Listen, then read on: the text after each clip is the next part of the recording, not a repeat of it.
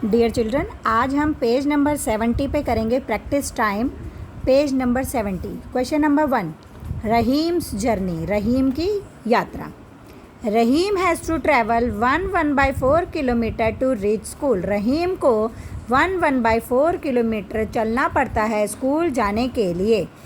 What distance does he travel to go to school and come back home? तो आपको बताना है कि उसे स्कूल जाने में और वहाँ से वापस आने में कितना डिस्टेंस ट्रैवल करना पड़ेगा। तो बच्चों 1/4 किलोमीटर, 1 किलोमीटर तो अलग है। 1 किलोमीटर का मतलब है 1000 मीटर। 1 किलोमीटर में हमें पता है कि 1000 मीटर होते हैं। और 1/4 किलोमीटर कितना होता है बच्चों? 1/4 किलोमीटर का मतलब है कि 1000 को 4 से डिवाइड करेंगे, कि 1000 को 4 से डिवाइड करेंगे। और जब हम 1000 को 4 से डिवाइड करेंगे तो हमारा कितना आएगा? 250। ये आप डिवाइड करके देखेंगे अपनी कॉपी में। तो अगर हम 1000 को 4 से डिवाइड करें तो 1000 को 4 से हम डिवाइड कर रहे हैं तो 4 2 ज़ा 8, माइनस किया तो 10 में से 8 गए, 2 आया, ऊपर से हमने 0 उतारा, 4 5 ज़ा 20, पूरा 20 में से 20 माइनस हो गया एंड 4 0 का 0, यानी कि ये आ गया हमारा 250 मीटर। इसका मतलब 1/4 किलोमीटर का मतलब है 250 मीटर। तो यानी उसे स्कूल जाने में 1 किलोमीटर और 250 मीटर का रास्ता तय करना पड़ता है। तो जब वो वापस आएगा तो वापस आने में भी उतना ही लगेगा, यानी कि 1 किलोमीटर 250 मीटर उसे वापस आने में लगेंगे। तो आपको टोटल डिस्टेंस निकालनी है। टोटल डिस्टेंस निकालने के लिए हम इन दोनों को क्या कर देंगे? ऐड कर देंगे। ऐड करने के बाद हमारा कितना आएगा बच्चों? 250 और 250 हो गए हमारे 500 और 1 हो गए हमारे 2 किलोमीटर, यानी कि उसे टोटल डिस्टेंस कितनी ट्रैवल करनी पड़ रही है? 2 किलोमीटर 500 मीटर। और 500 मीटर कितना होता है बच्चों? 1000 का आधा। 1000 का आधा यानी कि 2.5 किलोमीटर। 2.5 किलोमीटर उसको डिस्टेंस ट्रेवल करनी पड़ेगी स्कूल जाने में और स्कूल से वापस घर आने में। और हाफ किलोमीटर, 500 मीटर को हम क्या लिखते हैं बच्चों? 0.5 किलोमीटर। क्या लिखते हैं बच्चों हम उसको?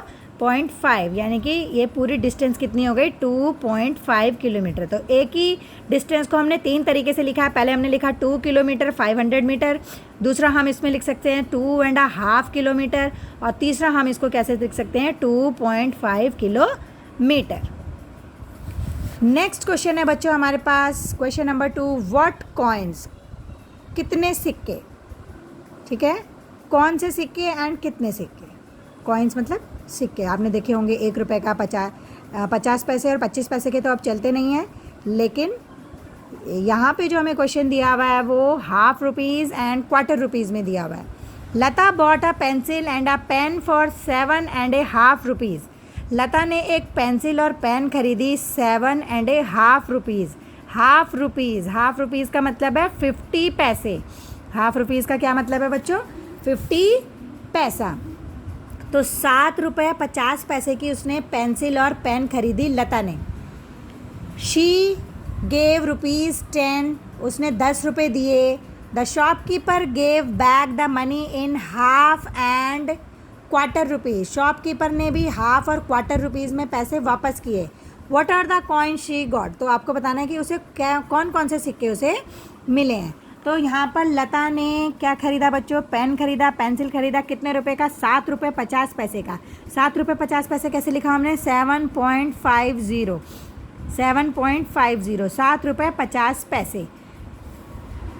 उसने कितने रुपए दिए शॉपकीपर को? 10 रुपये दिए। 10 रुपये को हमने कैसे लिखा? 10.00, और हमने 7 रुपीज़ 50 पैसा उसको माइनस कर दिया। क्यों?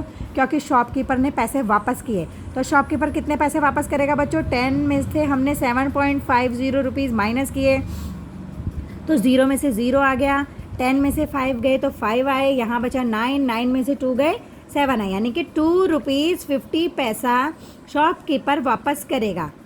गेव बैक, शॉपकीपर कितने पैसे वापस करेगा?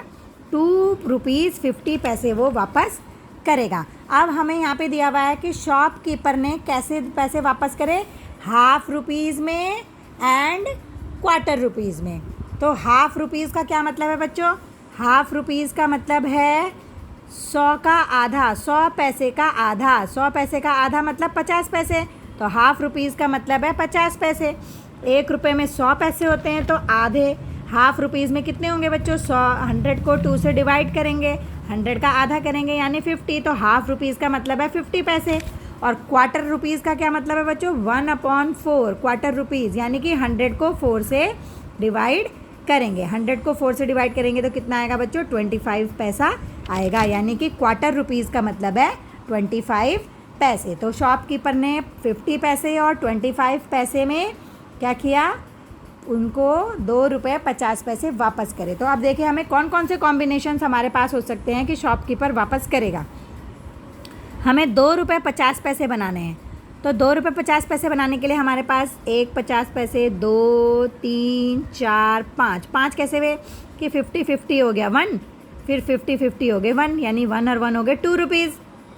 ठीक है, और 50 पैसा और आ गया, यानी कि एक कॉम्बिनेशन तो हमारे पास ये हो सकते हैं कि वो 5 सिक्के देगा, 5 कॉइन्स देगा, किसके? 50 पैसा के। नेक्स्ट कॉम्बिनेशन हम देख सकते हैं क्या कि 50-50-50-50 के उसने 4 कॉइन दे दिए, लेकिन अभी हमारे पास ये 50 पैसा बचा है, तो 50 पैसे के वो 25 भी दे सकता है। ठीक है, तो नेक्स्ट कॉम्बिनेशन हमारे पास ये हो गया सेकंड कॉम्बिनेशन। फर्स्ट कॉम्बिनेशन में उसने सारे 50 पैसे दिए होंगे, सेकंड कॉम्बिनेशन में वो 50 पैसे के साथ 25 पैसे भी दे सकता है। थर्ड कॉम्बिनेशन में 1 2 2 तो उसने 50 पैसे दे दिए। इन 50 पैसा को उसने 25 पैसे में कन्वर्ट कर दें, यानी कि 25-25 तो इस तरीके से हम इनको भी चेंज कर सकते हैं कि ये 50 पैसा है तो इसके भी 25 पैसे हो गए। तो 2 कॉइन तो ये हो गए, इस 50 पैसा के भी 25 पैसे हो गए, 2 कॉइन्स ये हो गए, और बाकी ये हमारे पास 1 2 3 4 5 6 कॉइन्स और हैं हमारे पास। तो 6 कॉइन्स ये हो गए हमारे पास, 4 ये हो गए, तो ये हो गए 10-25 पैसा कॉइन्स, 10 कॉइन्स ऑफ 25 पैसा। तो आप किसी भी तरीके से ये कॉम्बिनेशंस, आप कोई भी कॉम्बिनेशन आप अपनी कॉपी में लिख सकते हैं। तो इस तरीके से शॉपकीपर उसको 50 पैसा और 25 पैसा में 2 रुपये 50 पैसे वापस करेगा। नेक्स्ट क्वेश्चन है बच्चों हमारे पास, एट द रेलवे स्टेशन